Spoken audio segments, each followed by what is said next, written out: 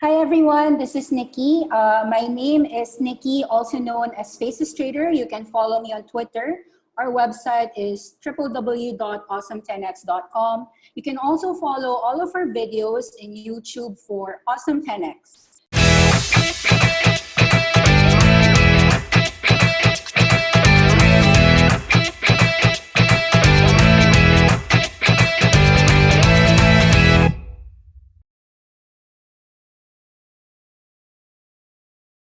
So today you also get a company profile. We're going to discuss Charlotte's Web, the girl who paved the way for the CBD movement. Let's start. Okay, just so you know, this is a free class. Let me explain that every Friday you can tune in to our Facebook page, our Awesome 10X group. It's also available on our Awesome 10X YouTube channel. You can, of course, follow me on Twitter. My handle is @Facelesstrader. What do?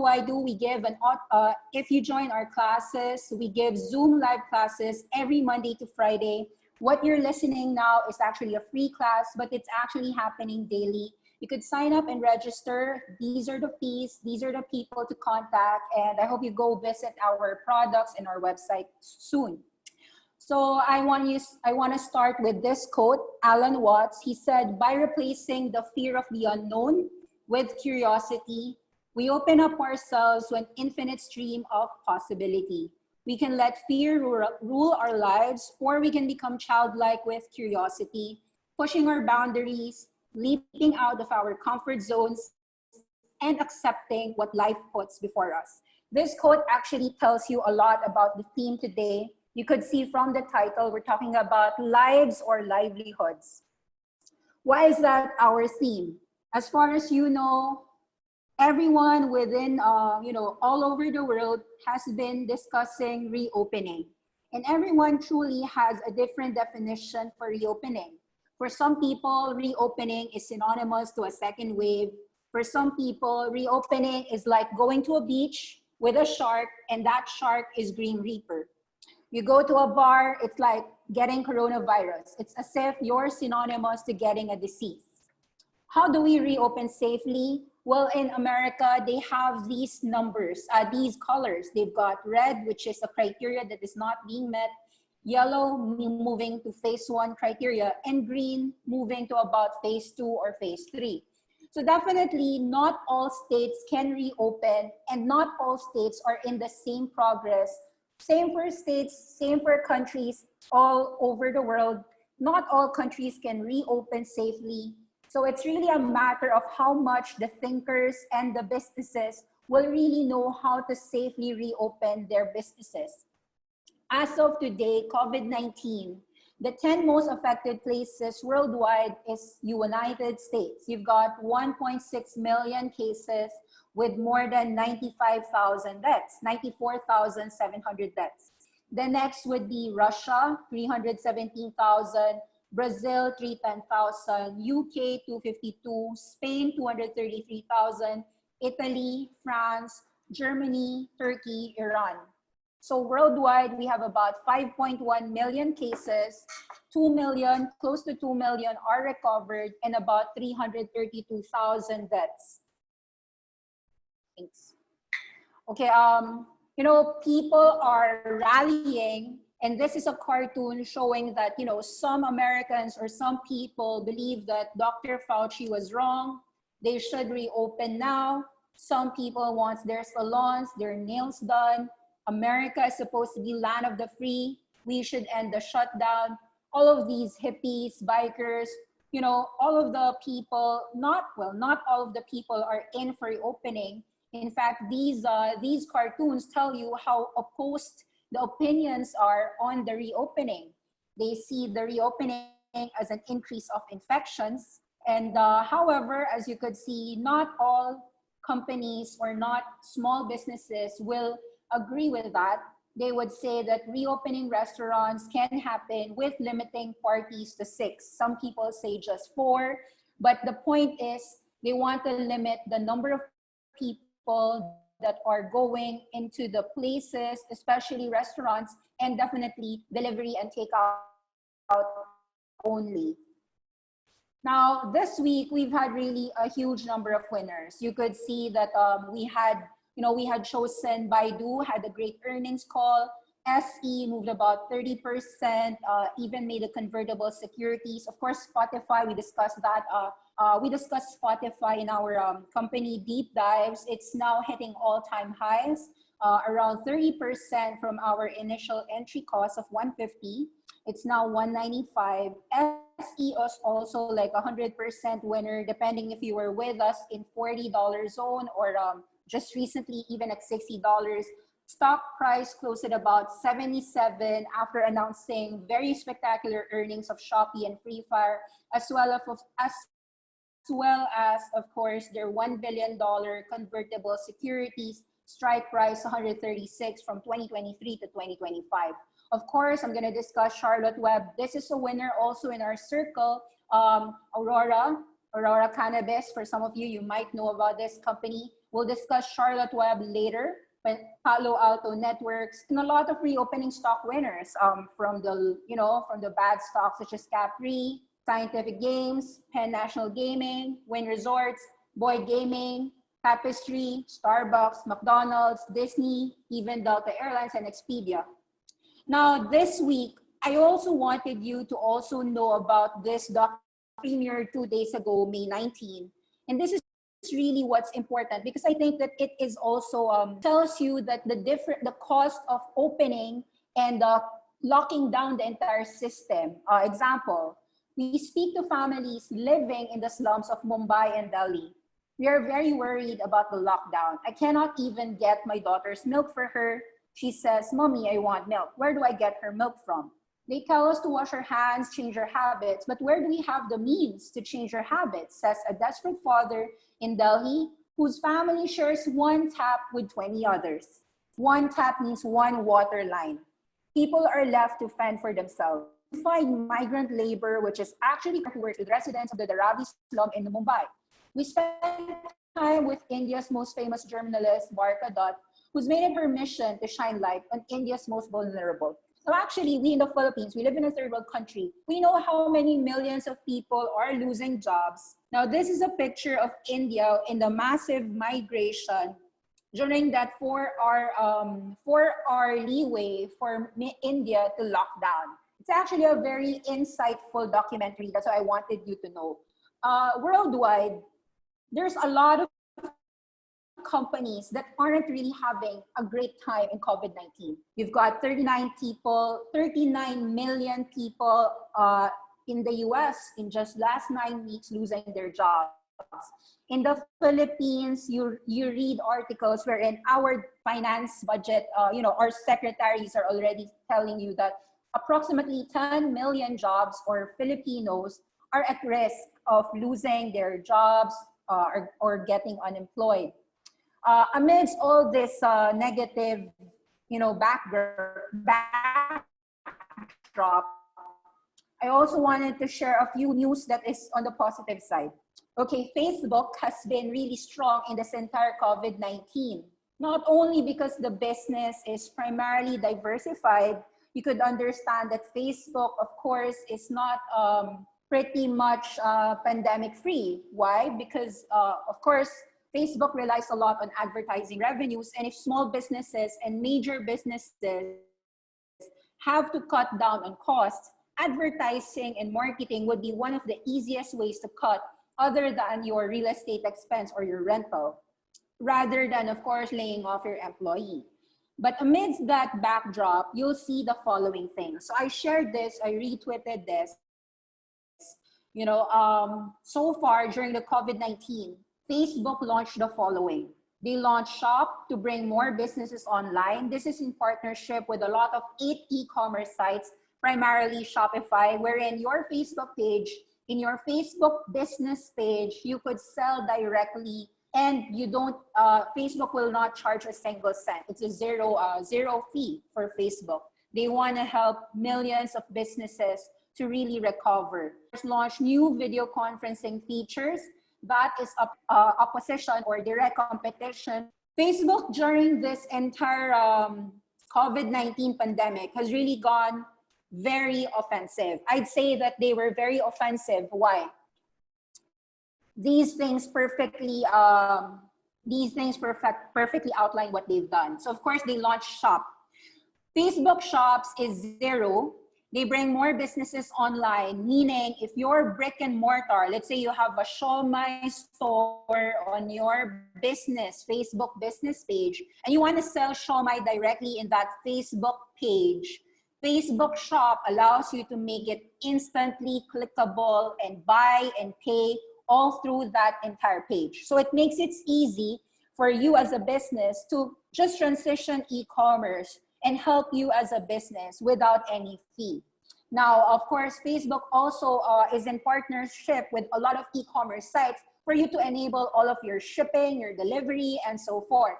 So Facebook is in partnership with Shopify in USA. They're also in partnership with a lot of e-commerce sites. And I think that you should see a lot of businesses transition online in COVID pandemic with Facebook enabling you to do that. So that's a great thing. That news actually made Facebook go more than all-time high due to that news. But other than that, there's been a lot of news in just a span of 9 weeks. Facebook launched new video conferencing features. This is a direct competition to Zoom video. Of course, you should have heard also that Google also has their own Google Hangouts, so Facebook Meet.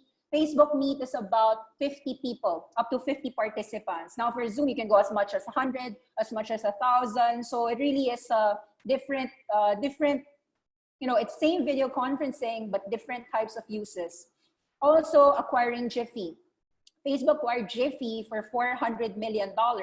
Jiffy is so that you could express whatever emojis you want on your Instagram. Instead of like having a happy smile, if you want like a Michael Jordan, whatever Jiffy you want, you can use it now because Facebook already bought Jiffy. Now, they also invested $5.7 billion in India's Geo platform. I remember giving a buy call then because Facebook at that time was 175. They bought a 9.9% stake in Reliance Industries, India's Geo platform. From 180, now it's about $234 in just about 3 weeks. So I think that so far that is a play of Facebook to go e-commerce because India's Geo platform is your traditional SM.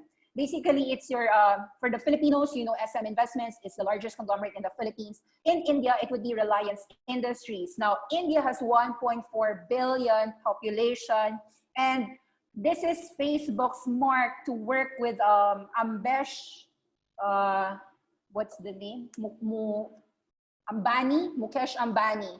So yeah, that was one way for Facebook to capture India's e-commerce market by working through their Geo platform and also integrating all of their platforms such as WhatsApp, which is heavily being used in India for payments. Now, this is really an e-commerce payment play for Facebook. Now, take note that they also launched Discover to expand internet access. They launched options to charge for access to live streams, launched kid-focused messenger service, released an Apple Watch messaging app. They launched an app for couples to talk. They gave all their employees $1,000 and even gave them an option to work from home till 2021. However, another news to share about Facebook is if you wanted to shift to a different area because of the work from home forever theme, they are gonna ask you to also take a cut in your salaries. So that's one thing about Facebook.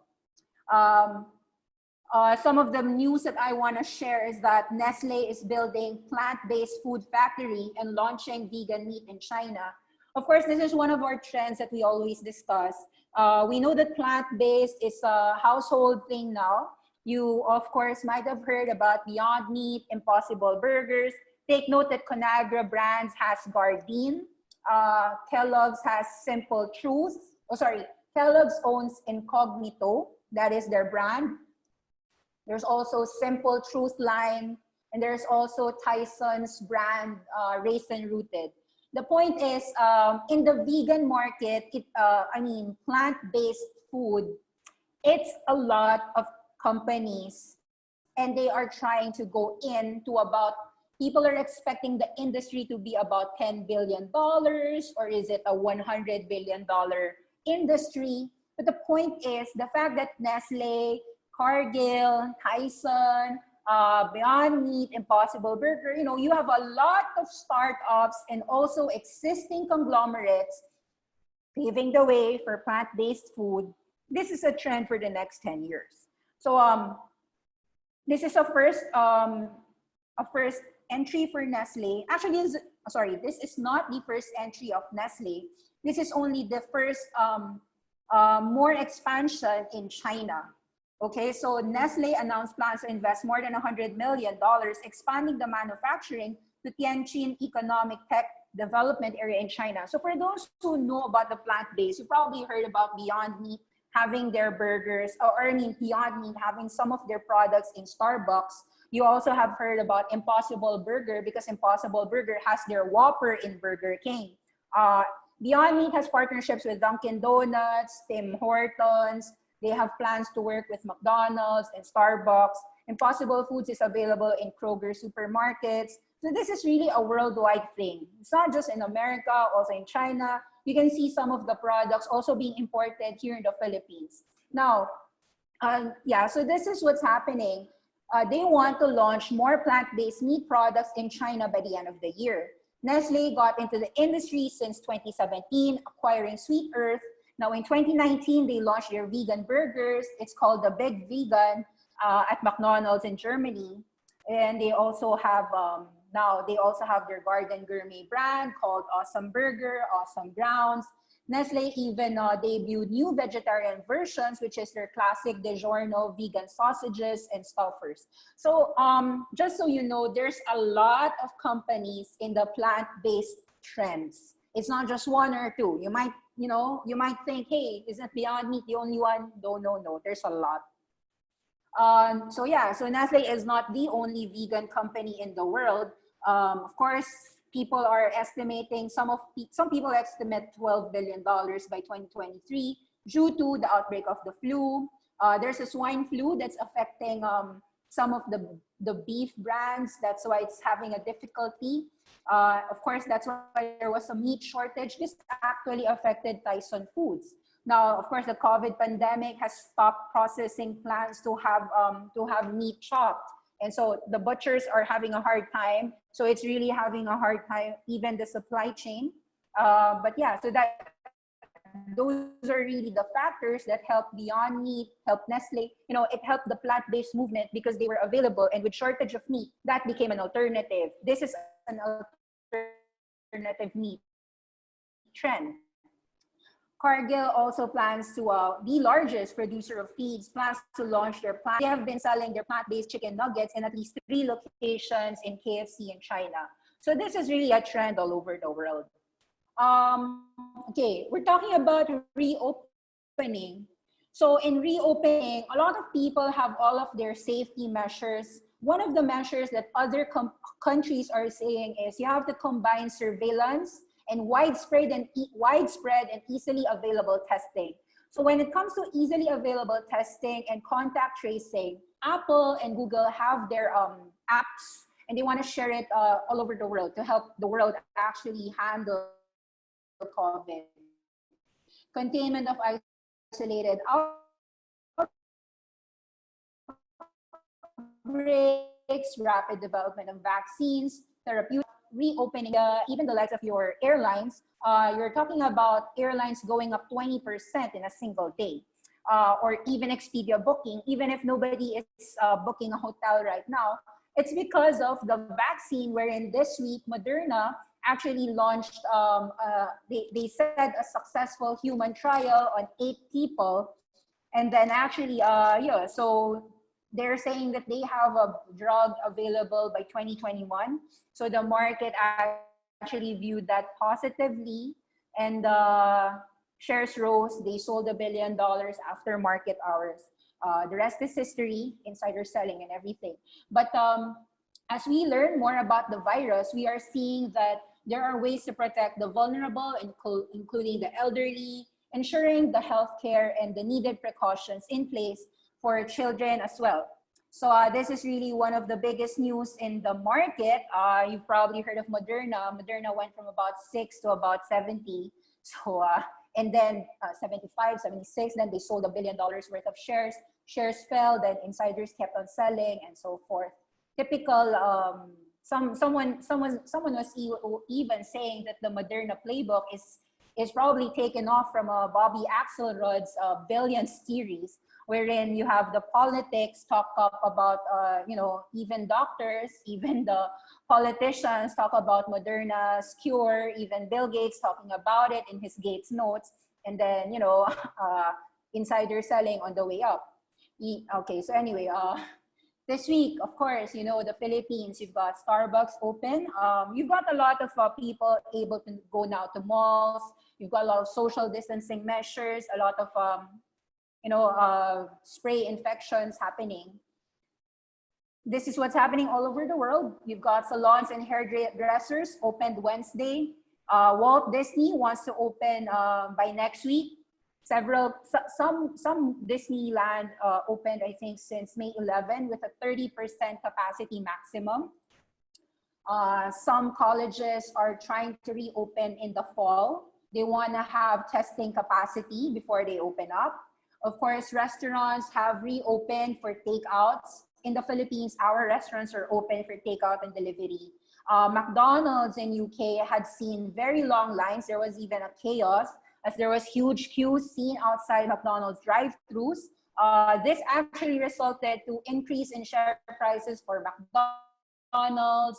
We even saw like Chipotle hit $1,000 this week. Okay, so restaurants, retailers, malls, people going out, reopening, Starbucks, that's the trend. Even casinos, of course, casinos and Caesars Entertainment, Las Vegas resumed.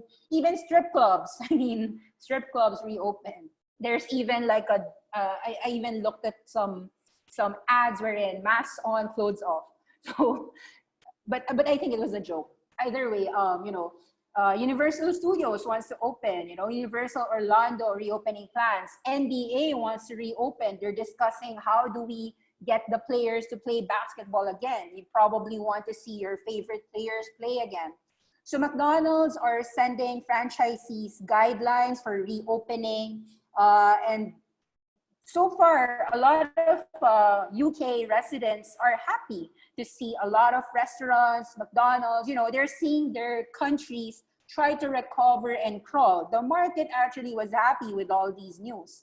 However, there will always be people who'd say it's not safe. I'm not working. This is someone from a bartender. So let's explain what's this phase 1, phase 2.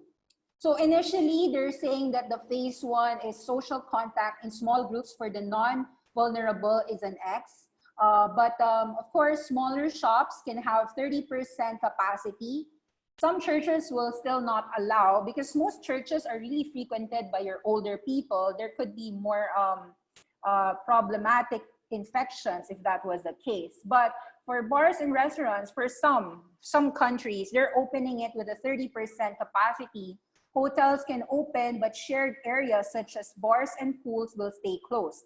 Now, in the intermediary phase, they're talking about May 25 onwards. So they're saying that so shopping centers, except public areas and facilities, sports behind closed doors, cinemas only up to 30%.